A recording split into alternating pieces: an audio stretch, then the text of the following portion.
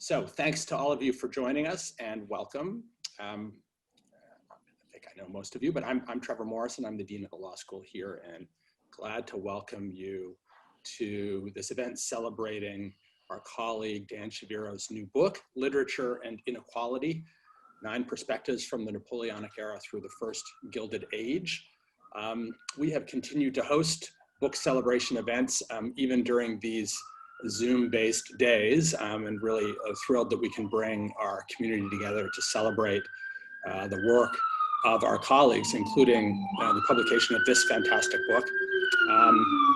We are very pleased to be celebrating Dan, who is the Wayne Perry Professor of Taxation here at NYU Law, a leading scholar on all issues really related to tax law and policy, but as this book demonstrates, an incredibly versatile and wide-ranging thinker and scholar.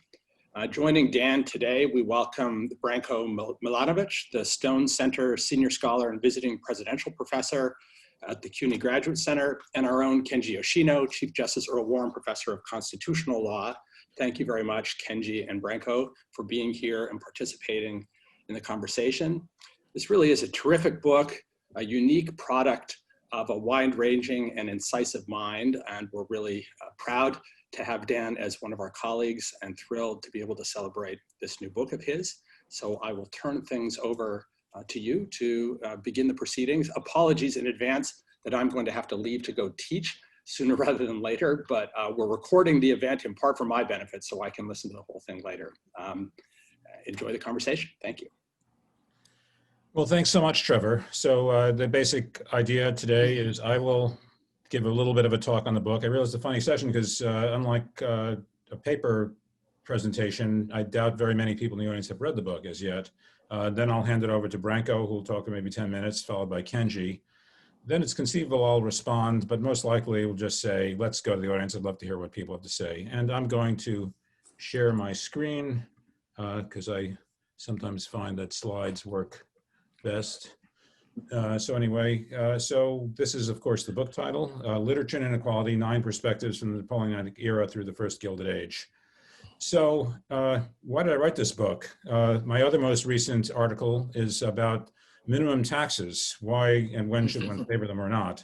Well, I think all of us kind of have multiple selves or skill sets or whatever inside themselves. And for me, 2 of them have always been the sort of the logical kind of structured thinking type of person who took the tests I took when I was in school and who is featured prominently in my writing career in tax policy. The other one is sort of the artistic or aesthetic side, and that one I've normally pursued in the evening when my workday is over.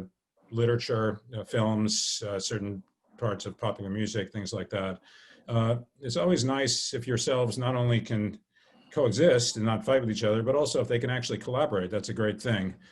So in my kind of regular tax policy career, I've been able to, I also wrote a novel called Getting It, satirical Witthausian farce set in a law firm. And I try in my writing to not only be clear, but put in some, writerly touches, if you want to call it that, and so forth. But it's been hard for me to combine these 2 things rather than just doing one at a time. Well, as the discussion of inequality became more prominent in our society, reflecting what was happening, I was kind of an interested observer in this debate before I was participating in it. One thing I thought very strongly was that it's important to distinguish between what I called high-end and low-end inequality. The problems of wealth or income concentration at the top, of plutocracy, or whatever you want to call it, those struck me as really fundamentally different, although related, to the issues such as issues of poverty, need, want. I really thought that these were sort of, to a large degree, 2 separate topics, and that measures like the Gini coefficient that kind of combine them aren't really doing much good. In addition, in the public econ tradition, there's often a tendency to think that all that matters is the declining marginal utility, in terms of distributional justice, is the declining marginal utility of income or consumption for people as consumers. So like Bill Gates would care about a $100 bill less than you or I would care, and there are people who are in bad shape who would care more about that $100 bill than you or I do, would do more to change their lives. I think that declining marginal utility is important, but we're a social creature, a social species, and it's absurd to make that the only thing that matters about inequality, including high-end inequality. I wrote a chapter 2 of this book that I took out because I realized it just didn't belong in the same book, published as a law review article called The Mapmaker's Dilemma. There's about when you're trying to make a model of the world or understand the world, you have to simplify it. The counterexample is that both in Jonathan Swift's Gulliver's Travels and in a story by Borges, map makers want to make a perfectly accurate map, and they realize the only way to do that is to have it the same size as the place they're making a map of. Turns out not to be a super great idea. So you have to simplify. Economists have used, including public economists, use simplifying assumptions, often radically simplifying assumptions about human nature and utility and things like that. Often these assumptions work extremely well and produce powerful results, although you have to remember what's being left out. But it struck me that in thinking about high-end inequality, there's too much being left out. And there's really a need to sort of have social sciences and humanities get together in thinking about the issues raised by high-end inequality. Then, and of course, the time sequence may be off here, Piketty comes out with his classic book in 2013, a book I admire quite a lot. I've written about it. I've met him to discuss it and so forth. And he uses one of his cleverest, greatest moves in terms of the book's reception was using Jane Austen and Honoré de Balzac. But although he made nice use of them in some ways, for example, to explain how people kind of knew what a dollar or the English or French equivalent meant in those days, it was fairly limited use. And also it's fun for an American to say this about a French person. He got Balzac wrong, because he talks about Père Goriot. It's a book about the rentier society in which all that matters how rich you are. Well, Rastignac, the hero of this book, is the greatest Arabiste in the history of French literature, perhaps any literature, the person who's trying to rise through his personal efforts. So I thought, well, that's kind of a fun starting point, that Piketty showed that how great it would be to use literature, but he didn't wring everything from it he could have, and also he got Balzac wrong, with all due respect. So I thought, why don't I try to write something about literature and high-end inequality? And I thought, this is going to be fun to write, and it's going to be fun to read. Well, I have to report on the writing side, it was fun, but it was also very hard, because it took me 6 years to write this book, whereas I'm usually sort of shockingly fast, because I had to figure it out, but hopefully it's still fun to read. Anyway, so first line on my slide, that's a quote from Paul McCartney when the Beatles were making the White Album. We were heading out in new directions without a map. I really felt that I was doing that here. I didn't know what the chapters were supposed to be like. I didn't know how they were supposed to fit with each other. I didn't know what the themes were. I really had to work that out as I wrote it and rewrote it, and I feel I got there eventually, but it was quite challenging. Then the book has technical challenges that I hope I've solved well. Just to give an example, people haven't read all these books. I hadn't read, with one of them I had never read, and a bunch of others I hadn't read for 30 more years. So how do you mix, it's sort of the same thing that a screenwriter or a novelist has. How do you put in the exposition, which in some cases can be explaining the book plot and who the characters are without it being boring, like time out, we have to do the exposition now. How do you fit it in? And I had to come up with a different solution each chapter. For example, some of the books, as we'll see, everyone knows. Other books, almost no one in America knows.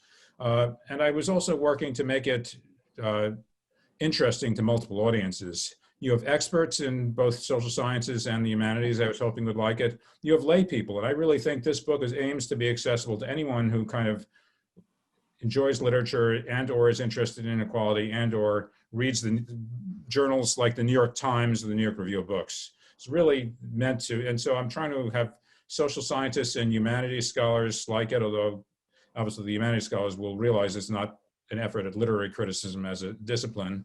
And I want it to be good for people who know the books very well, and I want it to be workable for people who have never read the books.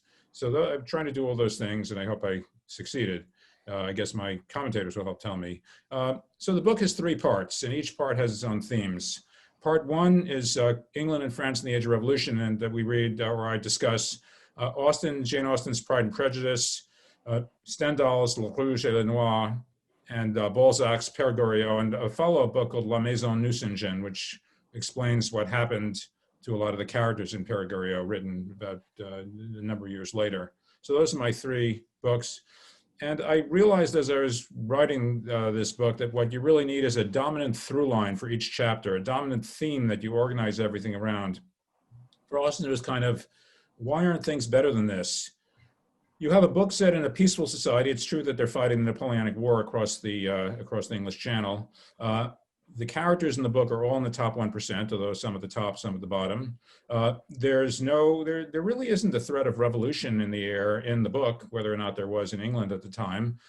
There's complete agreement in this society, as shown in the book, about relative rank, relative position, who outranks whom. There's a bit of disagreement about cardinal position, how close they are to each other, but there's concord about all kinds of things. And there's also an aristocratic credo, which is still well functioning, though certainly not perfectly so, in which people at different ranks owe each other respect and duties and good behavior towards each other on very well-defined lines. Why are things better than this? The book is nonetheless, there's a lot of anger, a lot of nastiness, a lot of threat in this book. Stendhal's Le Rouge et le Noir, A Rising Tide Rocks All Boats. Well, economists disagree about how well France was doing economically in 1830, the year in which it was written and is set. But in the book, it seems like all you have to do is like get out of bed and you become rich. It's amazing how much economic opportunity seems to be paying off for people as you read through the book. And yet this doesn't create happiness. This only makes the concord less so, the discord worse, because it leads to a great deal of insecurity about relative position. And this book, by the way, I say in that book that reading Le Rouge et le Noir after reading Pride and Prejudice is a little bit like getting out of a milk bath and going into an acid bath. The third I talk about is Père Goriot and La Maison Nucingen.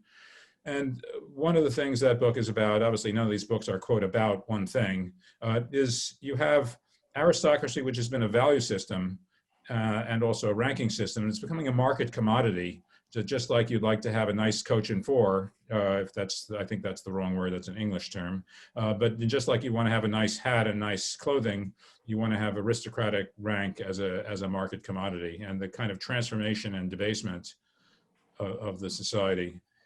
So some of the other main themes in part one: why and how did these two countries navigate the transition from sort of the 18th century world to modern capitalism, which is in view by the early 19th century, if not really in place yet, so differently. The legacy of the French Revolution is very important, obviously, in creating a lot of distress on the French side of the French Channel. And in England, we see the idea of the gentry and the gentleman concept playing an important role that is not wholly unfavorable to people's ability to be reasonably contented and to get along with each other. And you see the transition from aristocratic to capitalist hierarchy. And without in any way idealizing aristocratic hierarchy, and believe me, these three books do not idealize it. They show it at its nastiest and its worst, all three.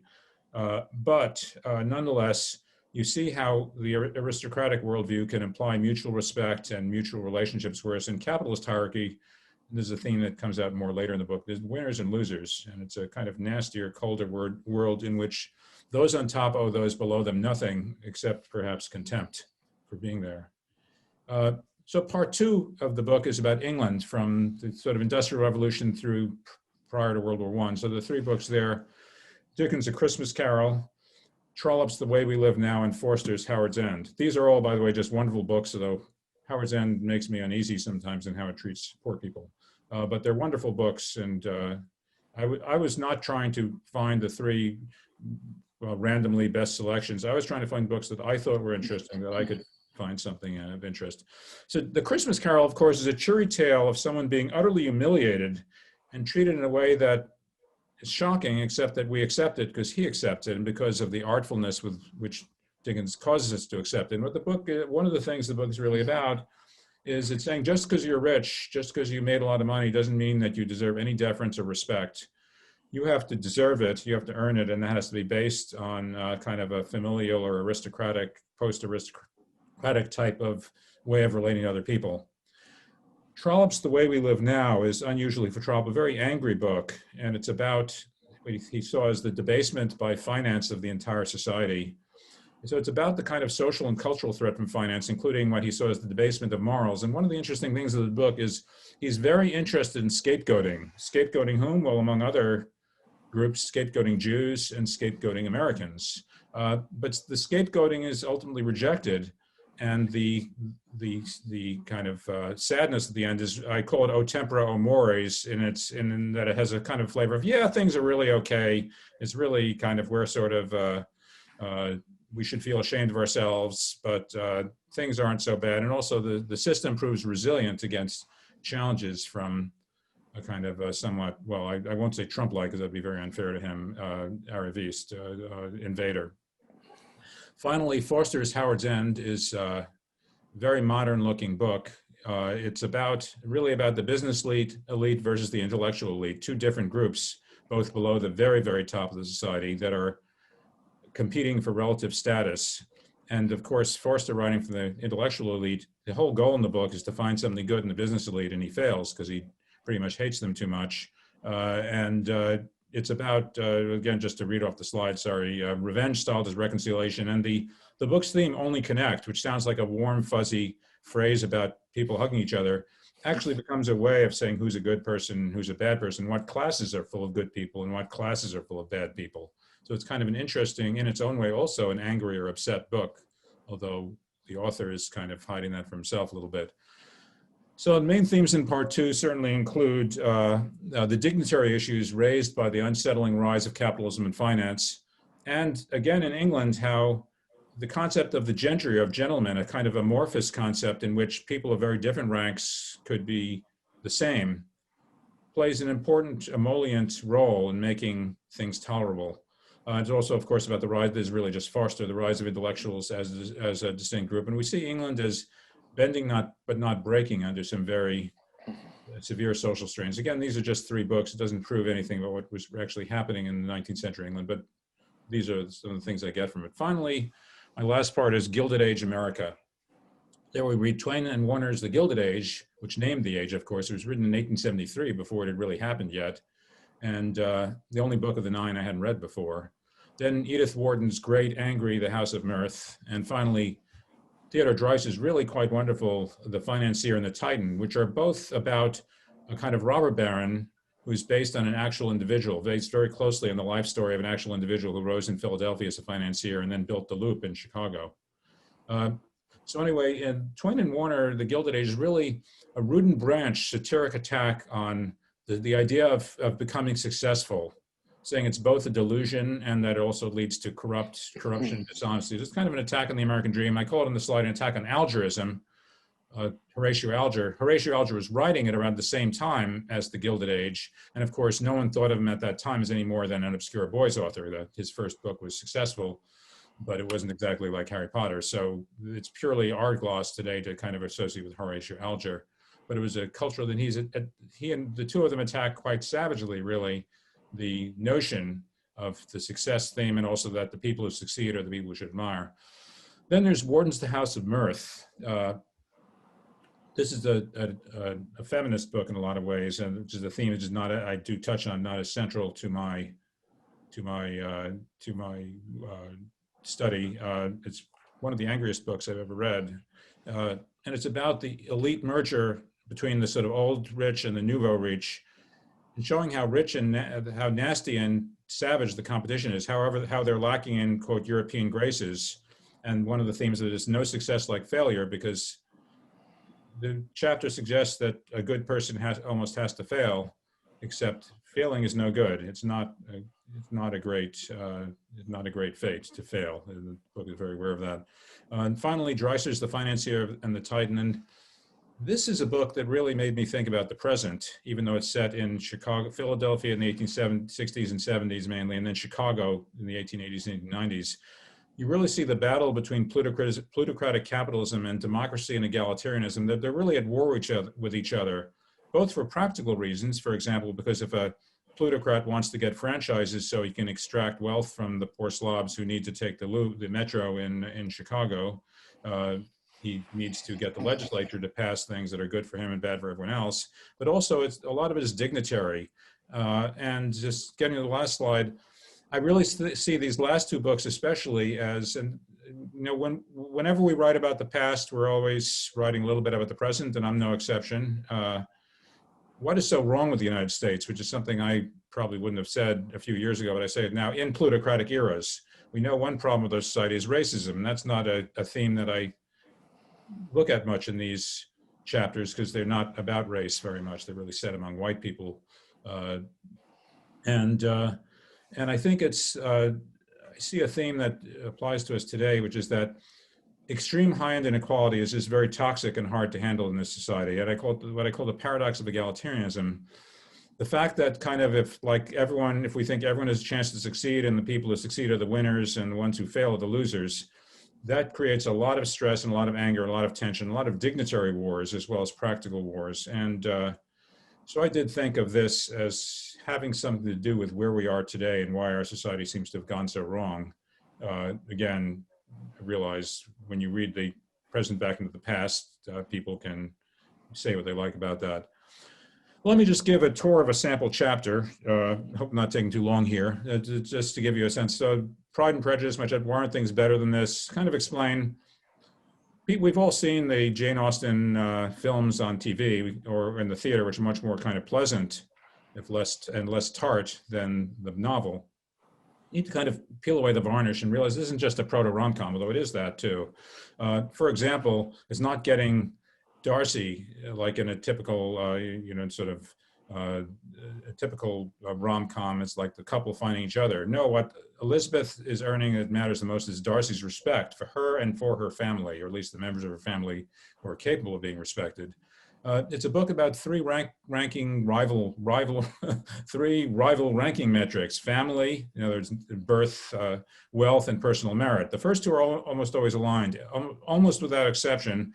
In this novel, if A is richer than B, A is also from a better family than B. So it's really the two of them against personal merit, of which Elizabeth is the champion, of course.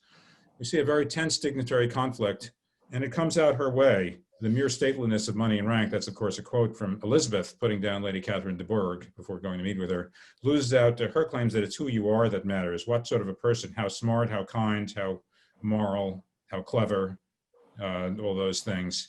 And we also see the cruelty that can lurk in meritocracy. This is not a book that is kind towards its oafs and its bad people. It's very unkind towards them in a way that's actually very much a young person's way, reflecting that Austen was very young when she wrote this book. Never really wrote a book like this again. Okay, the final thing I'll discuss is where next. So I'm actually working on a follow-up book. And in the book itself, I say, because it was kind of true at the time, I'm going to write part 2, and part 2 is going to be kind of like 9 more things from the modern era. I ended up not wanting to write that, at least now. Instead, I have a shorter book that I think is going to be easier, more fun, although I don't want to put down the one I have now, and be short. And this has just three chapters. One compares Russell Conwell's Acres of Diamonds lecture, which is a big deal in the 1870s to the 1920s that I'd written about a little bit in my current book. The other is the John Galt speech in Ayn Rand's Atlas Shrugged. I couldn't quite make myself read Atlas Shrugged, but the speech was enough. So I'm comparing 2 speeches here. This is the most, I haven't read Mein Kampf, but within my experience, this is the most eliminationist thing I've ever read. It's really about the view that people who are not rich people should be killed. That's not an overstatement. And so why would an American writer, of course, Rand is a Russian person who came over after the Russian Revolution, but why would this theme resonate in America as it does, not just with successful people, but also with I want to be successful people. Second, Fitzgerald's The Great Gatsby. Well, how can you not write about that? One of the things I wrote about there to make it more fun and interesting is this book's very varying reception in different eras as its themes related to society in different ways. And finally, the part I'm working on now, comparison of 2 films they're really the same film, aren't they? They're about a young boy going into finance. Frank Capra's It's a Wonderful Life and Martin Scorsese's The Wolf of Wall Street. And I think those books have interesting. Anyway, I'm kind of enthusiastic about this book, but if I'm lucky, I'll finish it this year. Just one last thing about where I want to go next. I've always wanted to write about Wodehouse, or for a long time. I've had an idea for, it would have been a book chapter in my volume 2. There are a lot of interesting things going on in Wodehouse of the sort that interests me. Bertie likes to say that his relationship with his valet, gentleman Jeeves, is feudal, but of course it's a commercial relationship. And these books are full of the rise of competition, of people's battling to show they have more personal merit, of professional achievement and work being valued. And meanwhile, we see wealthy Americans moving in and marrying people, and that we see that money and personal achievement are beating out everything that Bertie styles his life on. This has not come together for me in terms of the narrative voice, the frame, what sort of publication I would want. So I'm hoping it will someday, just because I love Wodehouse so much. I know I'm not the only one. Last thing before I yield the mic, so to speak, where next in the field? Law and literature, law and society, law and inequality. It's a rich and well-established and still growing field. And there are two really great, though very different practitioners in it who are about to talk next. I think of my book as really the first deep dive that's focused on high-end inequality. There have been a lot of other great books doing different things, but I think this is the first book to do this particular thing. I'm hoping it won't be the last, and that's not just a reference to my own writing. I'm hoping other people will find this interesting in writing too. And now for the commercial. Well, if this had been a live session, there'd probably be an NYU bookstore person there and selling books, and I'd be happy to sign them. These days, the best prices on Kindle, Nook, and Apple Books are the next best. If you want to buy a book and have me sign it by mail, I'm sure we can work that out. I'm also available for a very modest fee, which as you can see is $0 for further virtual book talks, or post-COVID, I'd be very happy to discuss this book in person somewhere for the same fee of $0. Thanks so much. So I guess we're Branko. Thank you very much. It was really a great presentation. But before I praise the presentation, I have to praise the book because it is a really, indeed, great book. I enjoyed it very much. It was the first book that I actually read in a lockdown. So I have very sort of strong memories of how it was. And I wrote actually 2 blog posts, then notes them after reading the book. I have to start I'm not going to repeat all the things that actually Dan has really very well explained. I have to say that even if you have not read all of the books, and I don't think and nobody has read all of the books. I've read 4 out of 9. You actually can enjoy very much the discussion of the books you have not read, because I think most of us know vaguely what some of these books, even if we have not read them, what they are about. So you can actually first get a little bit of the story, and then you understand, because of course Dan's intention was not so much to tell you the story as it is to tell you about the society and life and relationships then. I have to start with a slight sort of clarification, and I have to get my PowerPoint as well, if I can manage to do that, which is always a challenge. I might have to speak. I don't know how to, well, let me not then try to get, for some reason I often cannot get Yes, screen share screen on the bottom. Yes, but I lost, let me see, I lost something now. Okay, let me try it again. Share screen. I think it looks like you don't have your picture active anymore. You don't have you don't see my picture now? Yeah, it's just, oh, there we go. Let me try to get. No, it's working now, I think. Yeah, we got screen share. Okay, I think I'm getting it now. Yeah. Do you see it now? I see your screen with the Google page. Okay, good. Oh, with the Google page, you don't see marriage and money? No. Oh, shit. Oh, I think you can click, there's probably something, one of the icons on the top, if you click on that. Let me try it again. Let me try it again. It should be here now. Oh, there we go, yes. You see it? Okay, great. So let me start with a small clarification, actually. Dan actually mentioned Piketty, and indeed his book was extremely influential, and he used Jane Austen and Balzac. But I have to say that actually the first time that it was used, the literature used in income distribution was in my book in 2010, The Haves and the Have-Nots. Now, I used Jane Austen, that you would see in a minute, I hope, and Anna Karenina. So here is, of course, and I was interested in really purely materialistic financial parts. So of course, Dan's book is much richer because it actually gives you all these different hierarchical relations that he just mentioned also. But I was interested in money. And the reason why I wrote that in 2010 was actually in discussions with my wife, who is a huge fan of Jane Austen. You know, when I came to the United States, I've never heard of Jane Austen. Actually, she was totally unknown, and to me. And then she told me about that, and then I started reading, and I actually think her books are excellent. I've read 3 of them. I actually think the books are much better than any movie that I've seen, which I find generally disappointing compared to the quality of writing. And then, of course, sorry, this is Anna Karenina. Where is the, so then I said, let me see, where is Elizabeth? Oh, I'm going too fast. For some reason, Elizabeth Bennet doesn't want to come. No.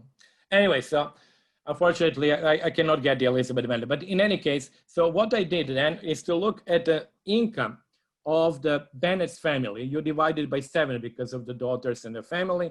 Then I looked at Darcy's income, and Darcy is placed in the, and then I look at what Elizabeth would have if she were, as you know in the story, to lose the inheritance and go into entails and basically not marry. I'm sorry, I actually cannot show this slide, but what is striking there is that thanks to the social table that we have from 1801 England, we can actually put each of these 3 positions in their income, in the whole English income distribution.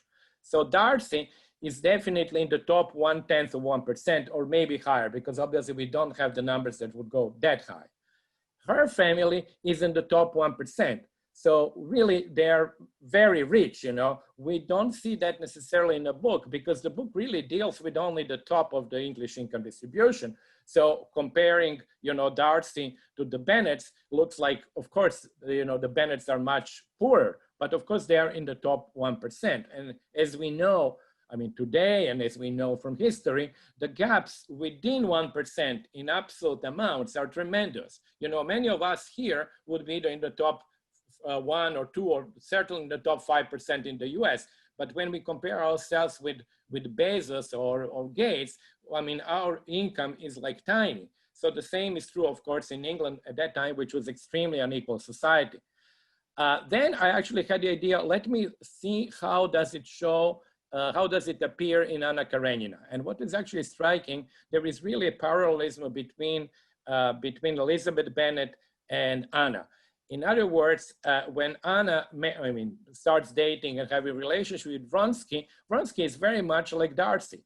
We are really talking about 1/10 of 1% or above. Now, of course, Anna and Mr. Karenin are, as you know from the very beginning of the book, they live in a beautiful house and they are quite rich, so they're actually the top 1%.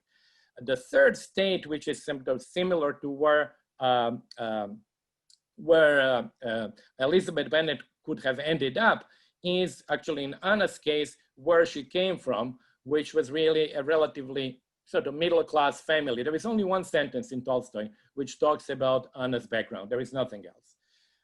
And what is also interesting here, you can see that, but it is, the relationship is even more stark in the case of Elizabeth Bennet, is that actually I compared the situation of marriage, in the case, one case to Vronsky, in the other case to Darcy, with the alternative of sort of in the case of Elizabeth Bennet, losing everything and basically going unmarried. And in the case of Anna, having stayed at the position where she was originally. So the gain for Elizabeth is 100-1. So just to give you an idea. So basically for her, the choice of marriage versus not marrying and sort of staying single is like 100-1. So as I said, somewhat, of course, you know, how should I say, as economists would do that, ironically, you know, you really had to love Mr. Darcy. I mean, it's a no-brainer. I mean, the gaps in income are so enormous that the attractiveness of Mr. Darcy is huge. Now, today, if you were to put them in today's UK income distribution, the gains would be still significant, but they are much less today. I now don't have the slide, I don't remember, but it's something like, you know, 15-1. So essentially still significant gain, but not as large as it was before. And of course, the same story is for Anna. You know, these are the 3 different positions of Elizabeth and Anna. And then actually what I did, this was kind of something which is not in the book. I did the following sort of trade-off. I put the 3, you know, 3 stories of Anna Karenina, Elizabeth Bennet, and Emma Bovary in their context, in the context of their own country's Gini coefficient. And then I put on a vertical axis marital bliss. And of course, the lowest is actually Anna Karenina's marital bliss. Of course, Elizabeth Bennet's marital bliss, we don't know because we obviously have no idea how it would end. For Emma Bovary, we know that that marital bliss was not very high. And on the other hand, I wanted to put Nick Diver from my really favorite book, which is Tender is the Night. And of course, I asked Dan why he didn't include Fitzgerald. And I'm very pleased that, you know, Fitzgerald would be in the sequel to the current book, because to me, he was actually, I think, the most extraordinary writer, particularly when it comes to the issues of power and money. By the way, I don't know, maybe that Dan told me that or somebody else, that the original title of The Great Gatsby was Under the Red, White, and Blue, which I actually find much more sort of attractive than Great Gatsby. Is kind of a sort of non-significant title as such. But anyway, so apparently he had to change it because his publisher didn't like the title. So then I would like to finish with two observations. First, when I read the book, Literature and Equality, a few things actually kind of jump at you. You know, in all this discussion that I had here, with the exception of Nick Diver, that's the discussion about women marrying rich people, and basically how can women escape from their own position or improve their position, and how love and marriage go together. What was interesting for me when I actually read these 9 stories, and also in the French and English part, in part 1, was how much the stories are about men's success. So men are actually the main protagonists in the novels. I mean, this is quite obvious in the case of Balzac, but it's also very clear for Le Rouge et Le Noir. You know, so that was, you know, men are actually at the center stage, and they are trying to climb up social ladder and of course financial ladder. That's one thing. Secondly, how much of success is basically driven by essentially illegality. It's essentially whether it is stealing, plunder, cheating, deception, or a combination of all of that is almost a requirement for success. Now, I understand that a lot of that may be due to simply the fact that actually the stories are much more interesting if you have such excitement. I mean, if somebody is really boringly working day from day, probably that's not a very exciting novel to write about. But you know, this sort of crony capitalistic plutocratic element is very strong, and of course it is strong also in Theodor Dreiser, as actually Dan mentioned before. So let me then finally finish with one question. It was purely by accident that I was rereading John Lukács's book about history. So Lukács writes about many things in Europe. He was a historian of the Second World War. So this is a very slender book about his view about history. And then suddenly there is half a chapter where he discusses how much can historians learn from literature. And he does exactly the same thing that, you know, that Dan has done, that, you know, Piketty and I and others have done about inequality in society from historical perspective. And actually he goes into different novels and says which novels, according to his view, are really valuable, which are not, and so on. I will not tell you about that. I think it's really worthwhile reading that very small essay by John Lukács. But an interesting question that he raises, and I think maybe that's a question that we can discuss, are these kind of novels really a bourgeois society literature?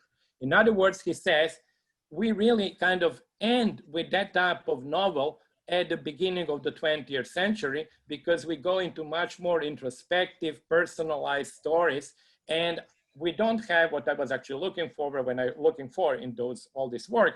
We don't have numbers. We don't have sort of details about incomes, what people were making, which are so prevalent in Balzac, which are of course in Jane Austen. So that, I think, is an interesting question. He said basically the novel was born in a bourgeois society, essentially the Industrial Revolution, and maybe it ended in the early 20th century. So I would end with that. I found it interesting how sometimes different ideas, in my case, inequality and literature come together. And then on top of that, you have somebody who is writing about history and literature. So, you know, obviously there are many different sort of interactions that one can imagine there. Thank you very much.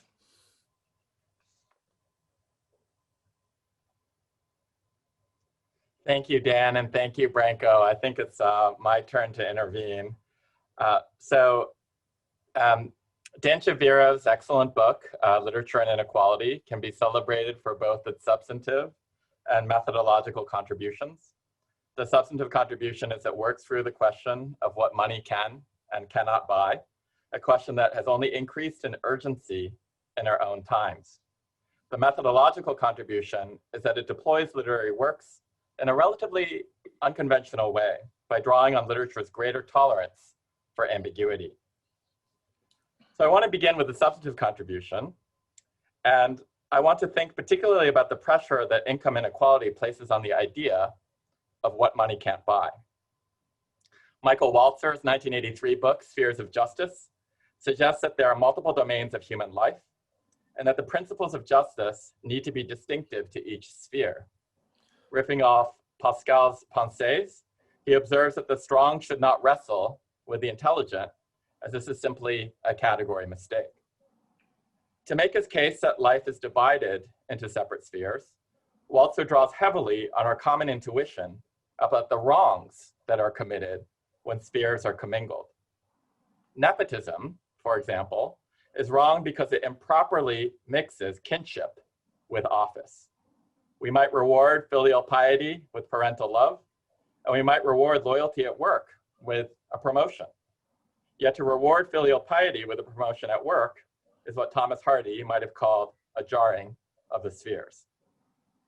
It's notable that many of Walzer's examples have to do with the sphere of money. As he puts it, when medieval Christians, for example, condemned the sin of simony, they were claiming that the meaning of a particular social good, ecclesiastical office, excluded its sale and purchase. Given the Christian understanding of office, it followed that office holders should be chosen for their knowledge and piety and not for their wealth. There are presumably things that money can buy, but not this thing. Similarly, the words prostitution and bribery, like simony, describe the sale and purchase of goods that, given certain understandings of their meaning, ought never to be sold or purchased. The threat of the financial sphere overtaking all others is particularly dire because money is both fungible and capable of being endlessly accumulated. While there's some limitation in how many family members one can have or offices one can hold, there seems to be no end to how much money one can possess. This in turn makes a boundary issue between money and those other spheres particularly fraught. The idea that we worry when money buys things that it should not is nothing new. Property scholars like Margaret Jane Radin or philosophers like Michael Sandel have been discussing this idea for decades. Yet recent developments in our economic life have put new pressure on this issue. As Shaviro puts it, a recent leading study found that between 1979 and 2014, the share of overall US wealth that was held by the top 0.1% more than tripled from 7% to 22%. Meanwhile, the top 0.01% was pulling away from the top 0.1% and the top 0.001% from the top 0.01% in a process that economists call fractal inequality. In my comments, I wish to look at three texts taken up by Shaviro, and I've deliberately chosen what I think to be the most popular ones: Pride and Prejudice, A Christmas Carol, and Howard's End, to think about how each of them dealt with this principle of non-commodification. So first, Pride and Prejudice. It is a truth universally to be acknowledged that a single man in possession of a good fortune must be in want of a wife. So famously begins Pride and Prejudice, introducing the reader early on to the commodification of marriage. That market operates in many ways even more ruthlessly in the novel than it does in our lives today. As Shaviro points out, to an astonishing degree, everyone in Pride and Prejudice seems familiar with everyone else's financial position. Darcy has £10,000 a year, Bingley has about half that, Elizabeth has £1,000 in the 4% after her mother's death, and so on. We have such a reticulated view of this that Thomas Piketty and Branco have used the incomes of these characters to discuss income inequality in their celebrated books. In short, as Martin Amis noted, money is a vital substance in Austen's world. The moment you enter it, you feel the frank horror of moneylessness, as intense as the tacit horror of spinsterhood. The link between these two concerns, poverty and spinsterhood, is vivid in this world. For women, marriage was often the only way to ensure financial security. But what makes Elizabeth Bennet a heroine is that she transcends the market. She remains uncowed by, and I'm going to reference the quotation that Dan made earlier, mere statelessness of money or rank in her dealings with the insufferable Lady Catherine de Bourgh. She is able to refuse Darcy's first proposal, even though it would allow her to climb up Branco's curve so precipitously, on the perceived and actual deficiencies of his character, displayed in his treatment of Wickham and her sister Jane. While Elizabeth's friend, Charlotte Lucas, observes that happiness in marriage is a matter simply of chance, Elizabeth is determined to marry for regard and affection rather than for money, and she accepts Darcy's second proposal only on his merits. Finally, she defends herself ably against Lady Catherine's objections that the Bennet family's money and rank make her an unworthy match for Darcy. So where are we on this issue today? Is marriage still something that money can buy? I'm reminded of the 2012 reality show titled Who Wants to Marry a Multimillionaire? The multimillionaire in question, Rick Rockwell, was shown only behind a screen for the entire duration of the show.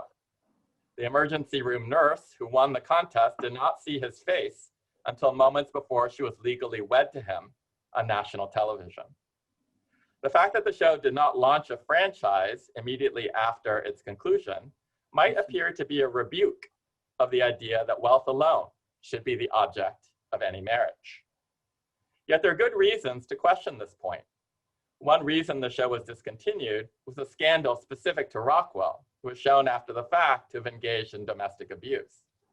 And more importantly, after that scandal blew over, the producer of that show, Michael Fleiss, actually took the concept to ABC, dressed it up with an air of romance, and called it by a different name, producing The Bachelor, which is now in its 20-something season.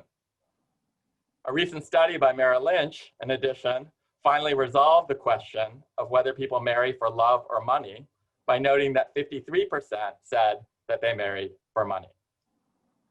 So to put it rather polemically, one could say that while Caroline Bingley or George Wickham may be playing Who Wants to Be a Multimillionaire, Elizabeth Bennet might be playing a different version of the game called The Bachelor. As someone who admires Elizabeth myself, I hesitate to endorse this view, yet it is at least true, as Shaviro forced me to see, that Elizabeth is deeply complex. As he puts it, to literary critic Marilyn Butler, Elizabeth must have gotten away from Austen as a character, thereby undermining the supposed aim of conveying ideological clarity. But Shaviro thinks this is an overly simplistic view, as he does not view Elizabeth just as a stand-in for a particular position or argument, whether progressive or conservative. Instead, she's a good deal more complex. While she believes in personal merit and desert in a manner progressive for its times, her ultimate aims are still rather conservative. She seeks to marry. Her triumph in the novel is that she's able to find both love and money rather than being put to a choice between them. As Shaviro astutely notes, the poor make almost no appearance in Pride and Prejudice. Their only real representative is the Bennet family's servant, Miss Hill. This is a conflict at the highest end of the economic spectrum. According to Branco, the Bennet per capita income of £430 per household member places them in the top 1% of the English income distribution at the time, whereas Darcy's income places him at the least at the top 10th of 1%.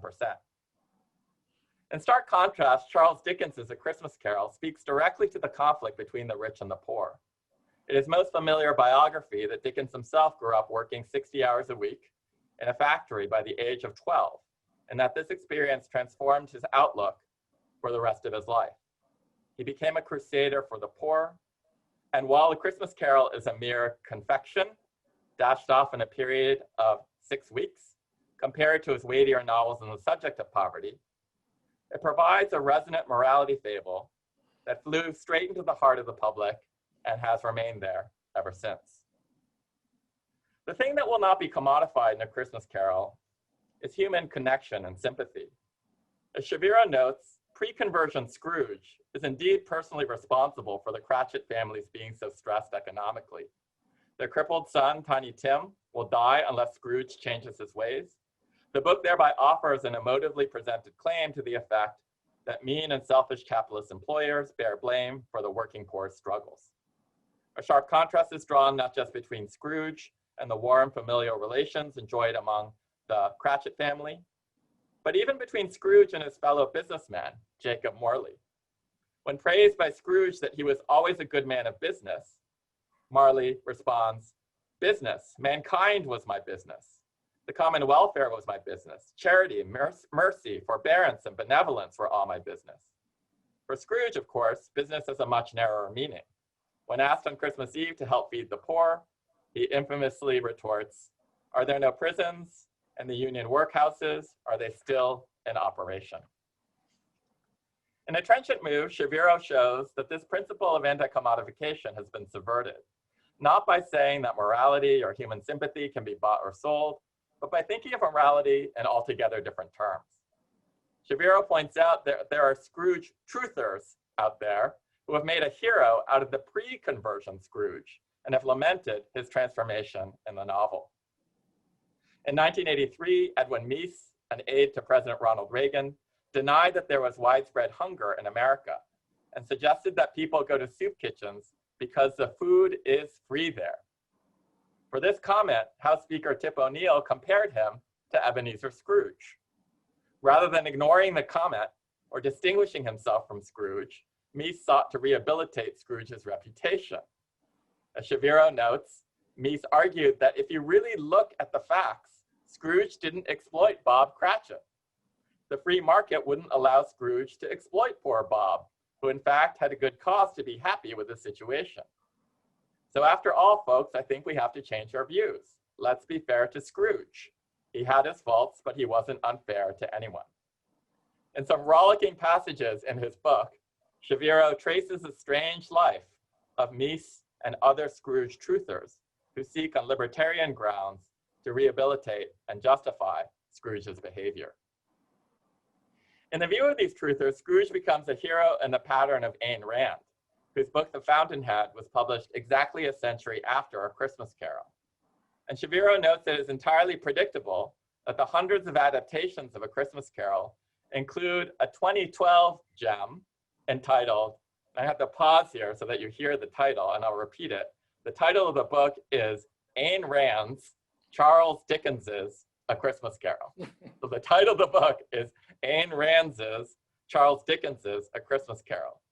Indeed, if I have a single criticism of Shaviro's book, it is that he did not make more of a meal out of this 2012 book, which I was impelled to purchase and review on my own. I will only report here that the three ghosts visit Cratchit, not Scrooge, and make him see the folly of his lack of self-sufficiency. At the end of this version, Cratchit returns home and notes that his neighborhood was pristine, save for the foreclosed homes, which sat as ungainly reminders of their owners' irresponsibility. Cratchit began to think of several ways he could profit from their neglect. He then delivers a little homily to his family. There will no longer be a free ride at this house. What you use, you earn, and what you earn, you keep. You shall rise to the occasion or you shall sink. That is how you learn respect, and through respect, love for one another and for your fellow man. It is the Christian thing to do. At the end, young Tiny Tim cries, God bless us, every deserving one. What's again wonderful about Shaviro is that he does not see such moves as simply grotesque distortions of the original character. Instead, he understands Scrooge to be a figure of fascination precisely because he's more than a caricature. Indeed, just as he believes Elizabeth Bennet is an avatar of Jane Austen, so too does Shaviro believe that Scrooge has the redeeming elements of Dickens himself. He quotes the novelist Jane Smiley. Ebenezer Scrooge was Charles Dickens, a man for whom money itself offered no prospect of safety, a man for whom isolation from the obligation of human relationships might be a form of peace. Shaviro sees in Scrooge, who was a self-made man, deeply damaged by the trauma of his own childhood, an image of Dickens himself. I would add to this that Scrooge is a character like Lucifer in Paradise Lost, who gets all the best lines. My third and last case study for the principle of non-commodification is Howard's End. In this E.M. Forster novel, we see a struggle for the soul of England as represented by the eponymous English country house. The contest in the novel for the soul of England is among three families: the Schlegels, who represent the rentier intellectual class, the Wilcoxes, who represent the ascending business class, and the Basts, who represent the working poor. At the beginning of the novel, we see Helen Schlegel, who speaks of art, literature, and thought, with a capital A, capital L, and capital T, quite awed by the Wilcoxes when she visits them at Howard's End. She marvels at their energy and their efficiency and mourns the fact that her own life has become swathed in cant. By the end, as Shaviro notes, the intellectual class reigns triumphant. The Schlegels are simply superior in every way to the Wilcoxes, who are ultimately revealed to have no internal resources to draw upon when assailed by the slings and arrows of fortune.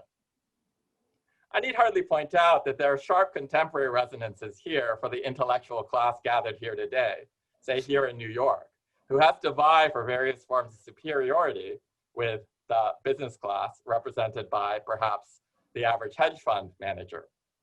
Shaviro has a terrific exploration of this version of the Schlegel-Wilcox War through the philosopher Robert Nozick. Nozick asks the question of why intellectuals who do so well in capitalist society nonetheless often oppose capitalism.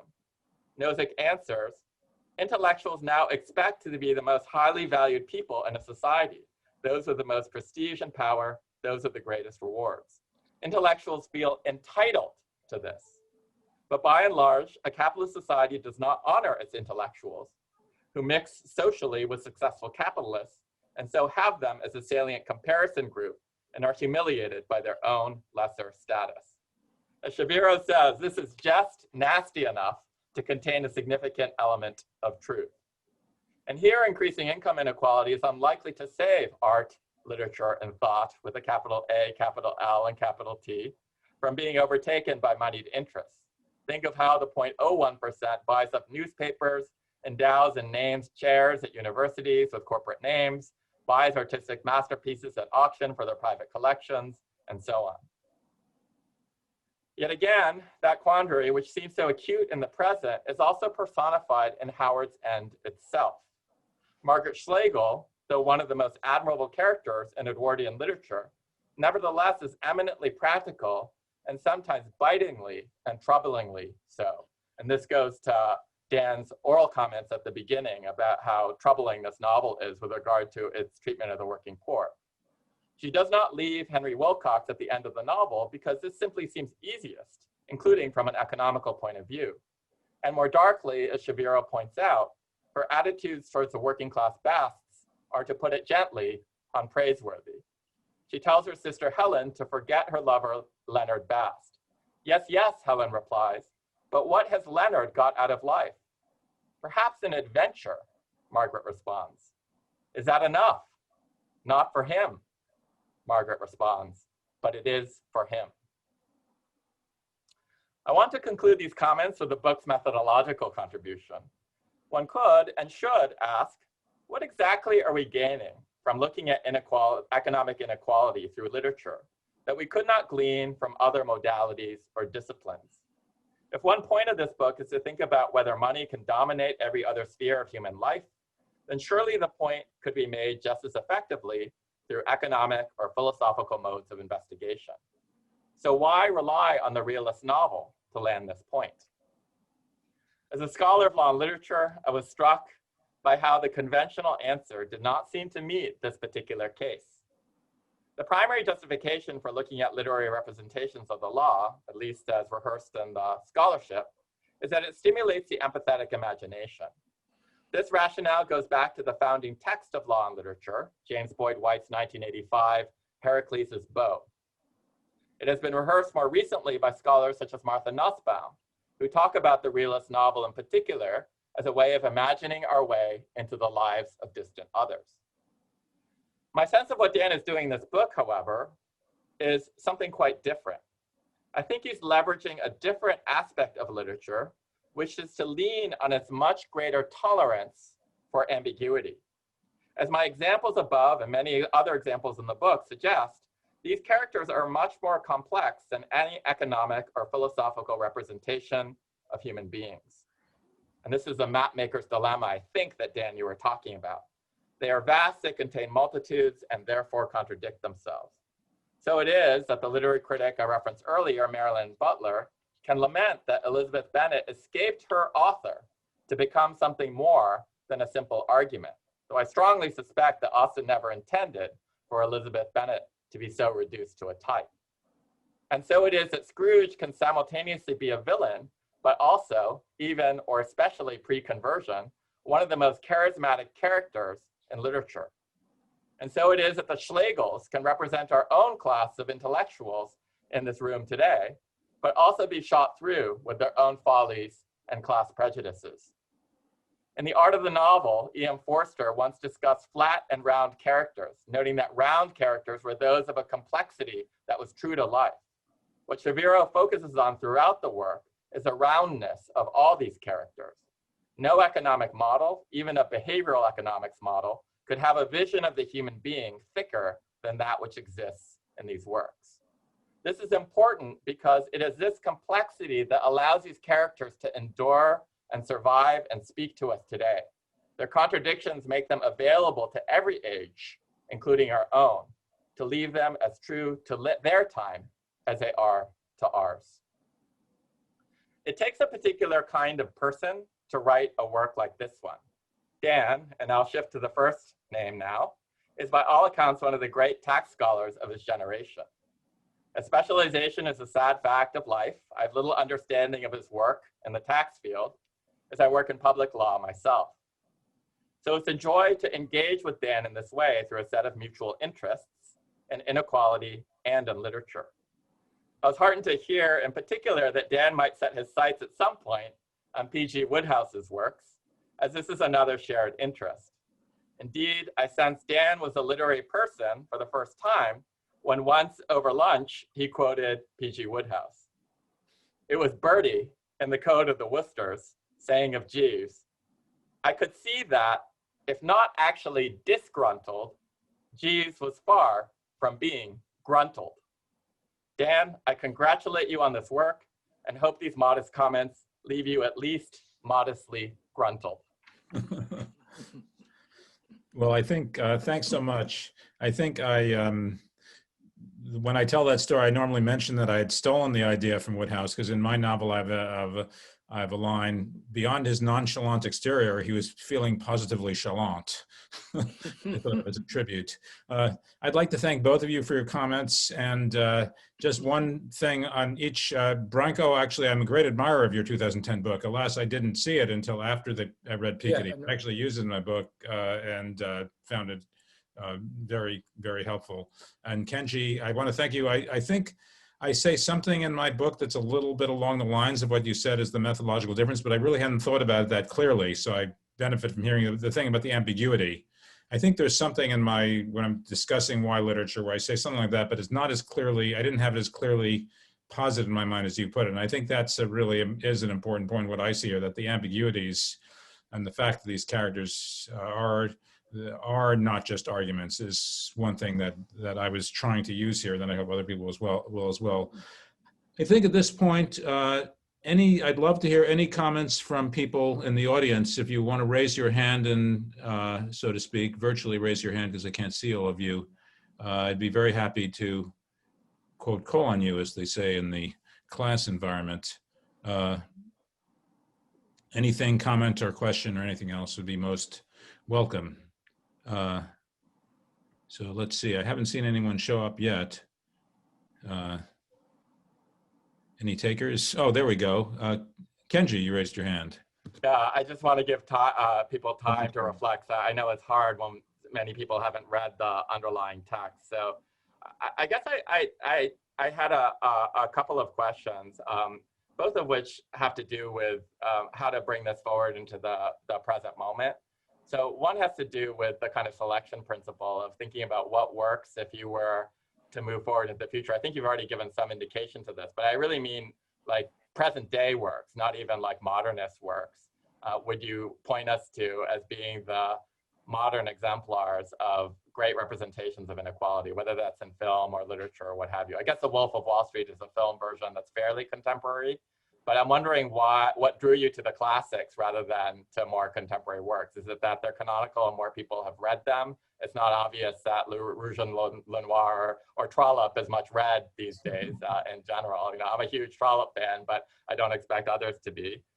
And then the other question was, you mentioned at a certain point the emollient role, right, of like, which I understand to urge certain people into the upper classes and thereby kind of justify the meritocracy through that. And I wondered if you could say a little bit more about that, because it really resonated with me, given that I just read Lauren Rivera's book, Pedigree, and she talks about, it's a book about SES issues in professional services. And this is wearing my diversity and inclusion hat now, where she says, in every institution and profession that she studied, which was law, financial services, and consulting, there always was this common narrative of the one person who came from a really hard scrabble background and rose into the ranks of the senior partnership. And she says this mythology is so pervasive that she thinks it's a deep story that's doing some work.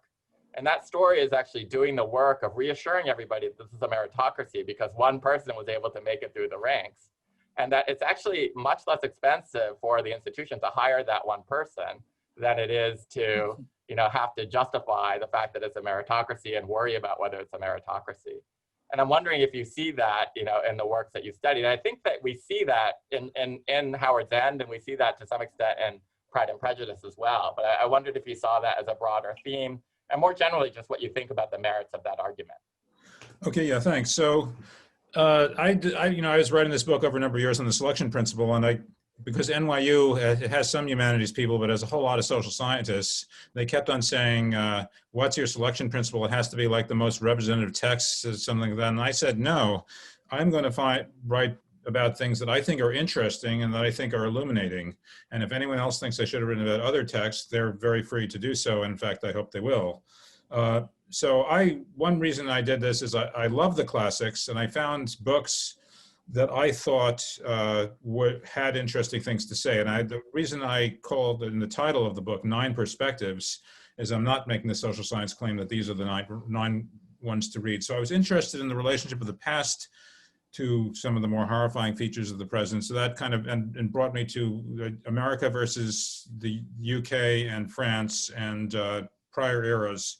And simply because I love these books and they're very rich, I wanted to read them. In terms of moving it forward, the most modern section, when I was going to write just a sequel rather than the book I'm writing, one thing I was going to have was, of course, the Bonfire of the Vanities, which I called, I think in the intro to this book, it's sort of like anxiety porn about being brought down by the plebes. And I was also thinking of The Wolf of Wall Street. I was thinking of, because I thought in the modern era, you really do have to bring race in. You really can't bring race in when you're talking about, except there's a lot about Jews and anti-Semitism in the books. When you're talking about France in the 19th century, but the story of America, obviously, race is such, you'll never go wrong betting that race matters a lot in America, and mostly in very bad ways. So I was actually thinking of Americana, although the novel by Iducci, although I love the book. I hadn't decided yet. All these books would be a feasibility study. Does this work for me?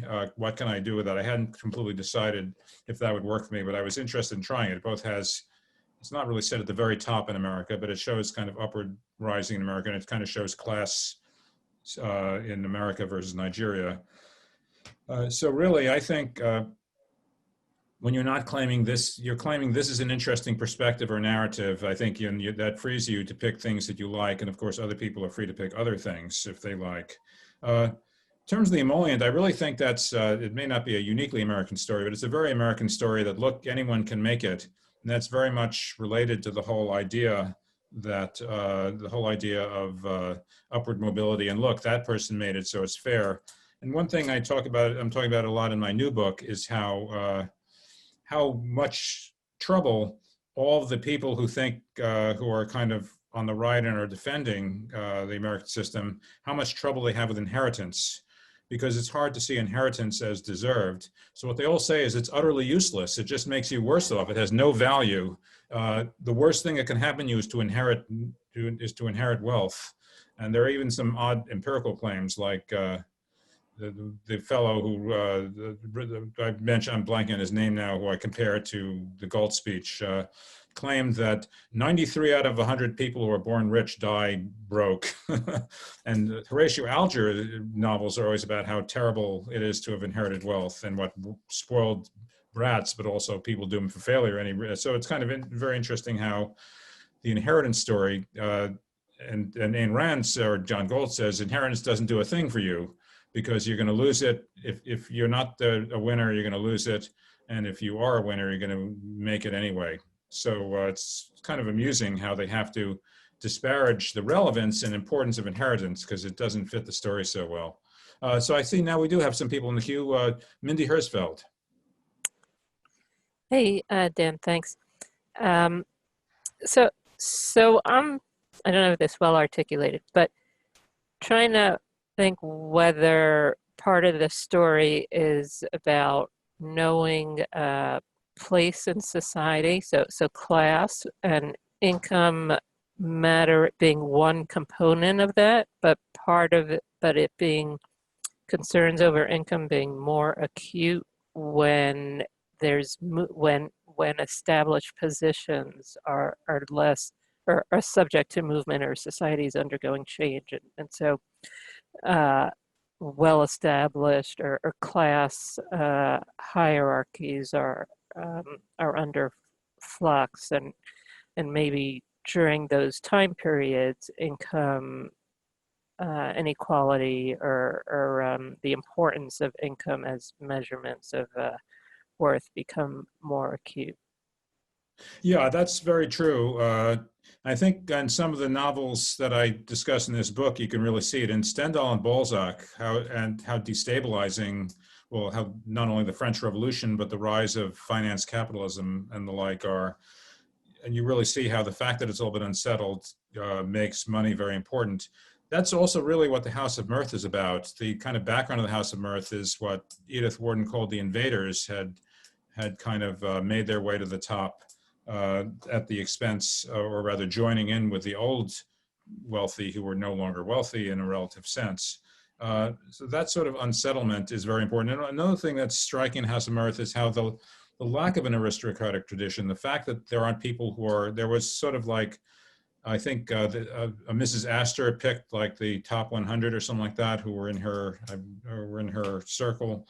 But the fact that these people didn't have noble titles, which of course they always liked trying to marry into, was very important to the anger and the lack of settled. So uncertainty and unease makes money much more important. I think that's really seen both in these novels and in some of the ones I'm writing about now. So thanks, that's a great comment. Eleanor Fox. Oh, hi, Dan, and thank you. I mean, this is wonderful, and I love the work you're doing.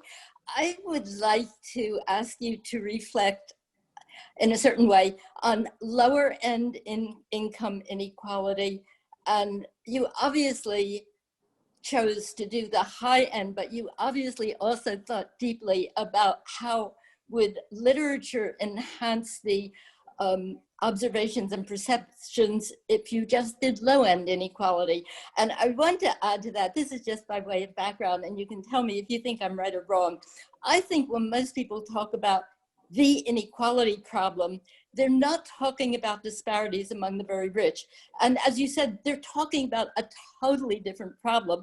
I might even call it by a different name because I think it's so different from what I normally regard as the inequality problem, which is people who are very poor, like below subsistence, or not having enough money to have the amenities of life. So I have a subsidiary question, which is just totally different.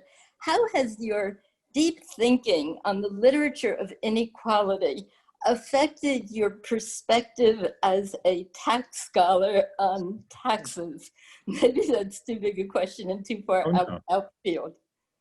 Okay, well, three things. One is, from where I was coming from within the tax policy literature, it was kind of like you didn't need literature on the low end because it's so self-evident if you have, if beneficence is your basic principle of life, that people who are doing poorly, that you want to help them. So literature could certainly enrich it, and there's actually less literature about these people, because if you're too poor or mixing with the too poor, you're probably not writing novels. But of course, there is some great literature about poverty.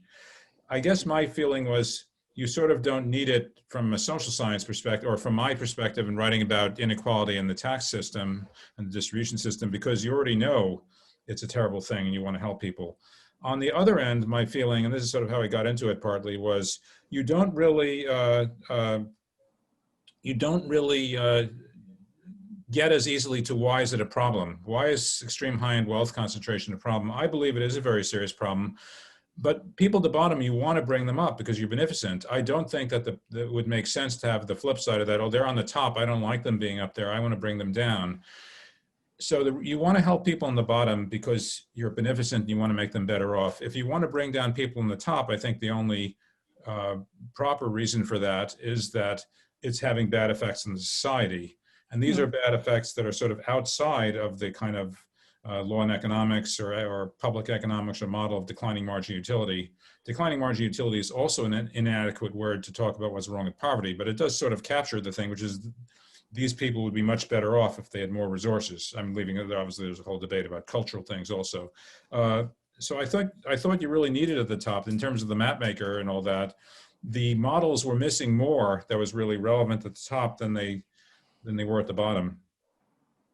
This has influenced sort of my thinking as a tax policy person. It's kind of both emboldened me to really think that when we're thinking about high-end inequality at the top, it's not just about relative amounts of money, and that of course the measures are going to miss a lot of what's wrong, and that if American society seems to have gone so badly off the rails in a lot of ways, it's kind of the interaction between the extreme wealth inequality and other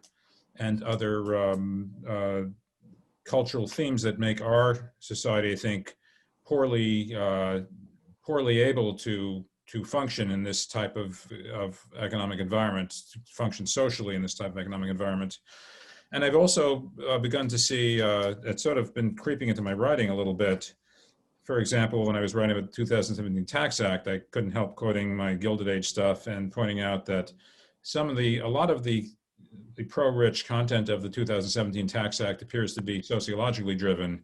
It's sort of like E.M. Forster from the other side. It's like the business class says, we don't hate the intellectuals except when we're fighting them in an election, but this Benny is for us, it's not for you.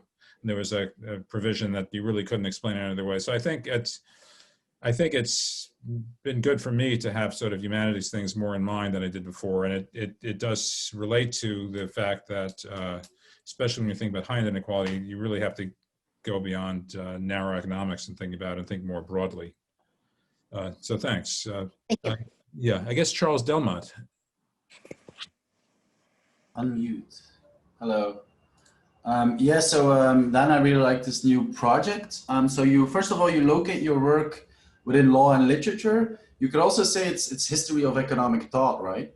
Yet it's history of economic thought, not articulated through the writings of economists and philosophers as mostly, but measured through the writings of novelists.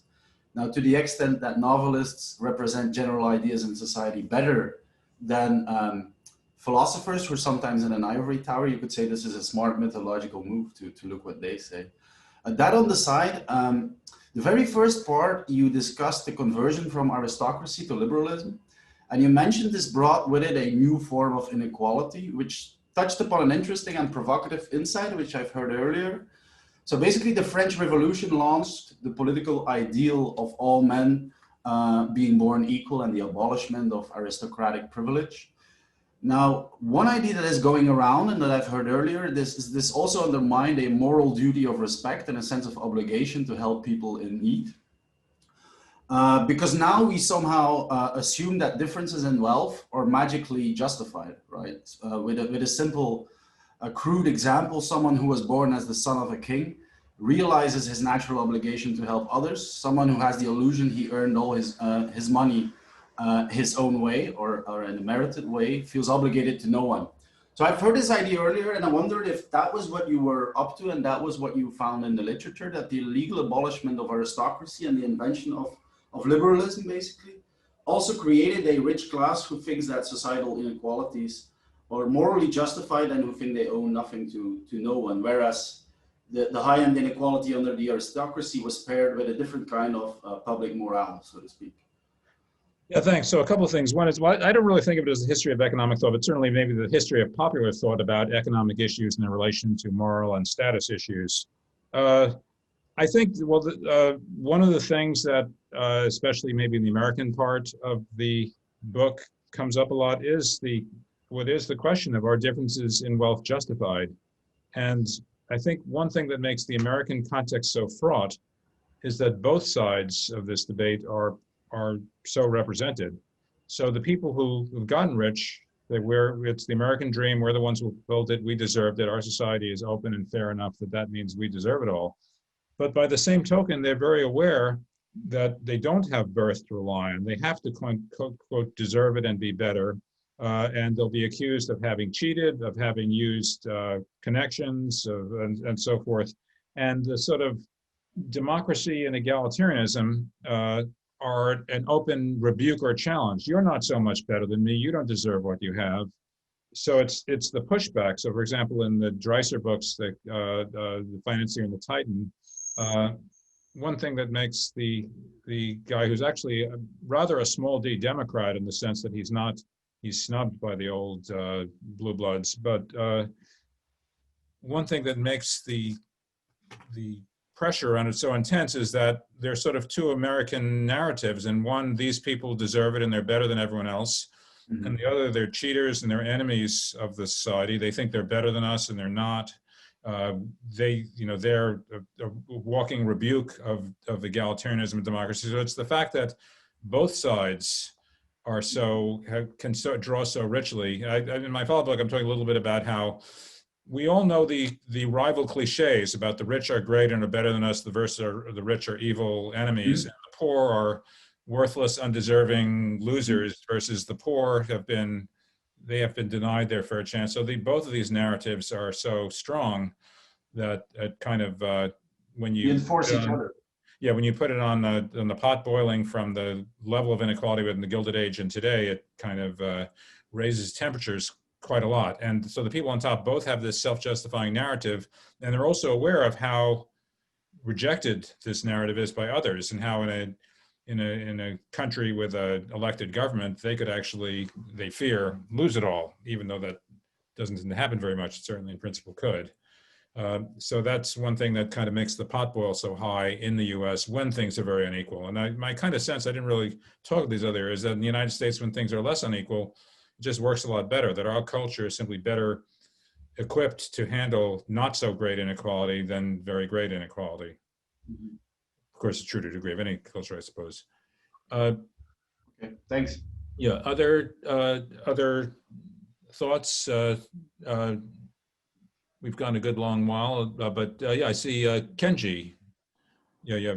I see we have a little bit more time, so I'm gonna ask one final question, which was piqued by Eleanor's point, which is one of the things I really learned from this, as someone who has read and reread Howard Zinn many times, that you taught me to see differently, is the kind of intellectual bias of writers. So you said, one of the reasons why writers are not going to be writing about the very poor is that just their subject position means that most novelists, are not, novelists belong to a certain class, right? If you look at the publishing world, there's a too male, too pale, too Yale, charge, at the publishing world that says like authors need to have some kind of independent wealth in order to survive nowadays. So if you're in the streets, starving, you're not going to sit down and write a novel about starving in the streets. And similarly, I've always cheered on the Schlegels and Howard Zinn, but when you wrote it out so crisply as these are three factions that are battling for England and Game of Thrones style, and they're the intellectuals and the business people and the working poor, I thought, well, of course the intellectuals are going to win, because Forster, look who's writing this, Forster's an intellectual. So yeah. I'm wondering if you see this bias that Eleanor was talking about, where we should be worried about a kind of selection effect, that the kinds of lives that literature is going to reveal to us are going to be extremely well-heeled intellectual lives relative to that. So there's a concern here that wouldn't exist if you if you were adopting a purely social scientific or sociological quantitative methodology. So what do you I think? agree. Yeah, I think this is something you have to keep in mind, and I do try to in the book. Who wrote this? Who wrote these books, and who mostly wrote other books? Absolutely, that's a perspective you have to have in mind. So it's not that this is the truth. It's not so much that you're now kind of getting to time travel back to the society. There's a little bit of that going on, but that these themselves are perspective. And again, that's why in the book title, 9 Perspectives. They are going to be perspectives. There, and a lot of the books, well, Edith Wharton, of course, was extremely rich, but also extremely alienated from the United States for many reasons. These are people who are kind of have, as the thing you quoted from the book about just nasty enough to have an element of truth to it.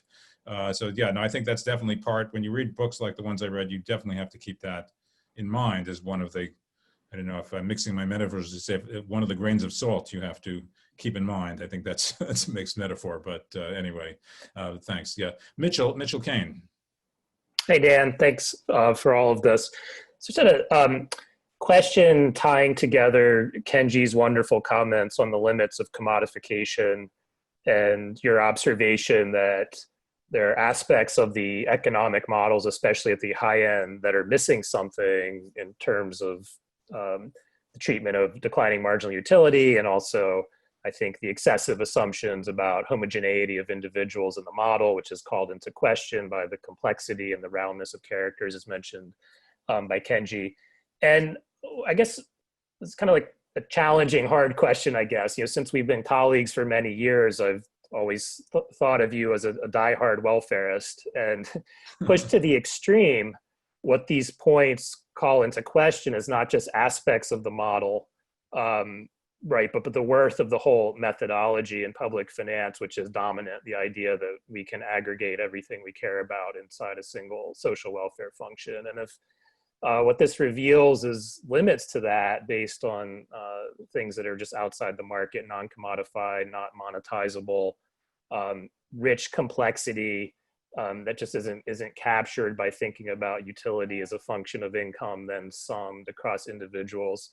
I'm just curious where you are on that personally. I mean, or does it cause you to question the welfarist project? Is where we go from this tweaking the models with this understanding, or is the public finance approach just too dominant in general, and we should be not committed welfarists sometimes?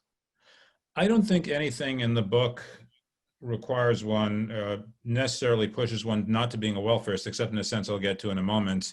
It sort of is about non-monetary and sort of social and comparative and competitive inputs to how well off people are.